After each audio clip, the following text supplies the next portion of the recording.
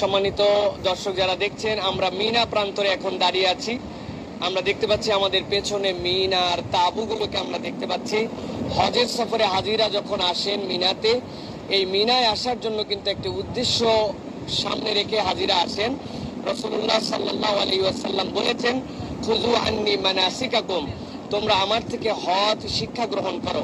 আমরা যখন মিনায় আসি, মিনায় আসার অন্যতম আমাদের কারণ হচ্ছে নবিয়িনা ইব্রাহিম আলাইহিস সালাতু ওয়াস সালাম, তিনি ইব্রাহিম আলাইহিস সালাম যখন স্বপ্নে আদিষ্ট হয়েছিলেন যে তার সবচেয়ে প্রিয় বস্তুটিকে কুরবানি করার জন্য, আল্লাহ রাব্বুল আলামিনের এই নির্দেশ প্রতিপালনের জন্য সাইয়্যিদনা ইসমাঈল আলাইহিস সালামকে যখন নিয়ে আসলেন তিনি, তখন তার কুরবানির যে জায়গা ছিল সেটি ছিল এই মিনার প্রান্তর।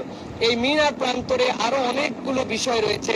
তার মধ্যে একটি বিষয় রয়েছে, আমরা জানি, আমরা যখন আলাম তারা কাইফা ফাআলা রাব্বুকা বিআসহাবিল ফিল, এই সূরাটি আমরা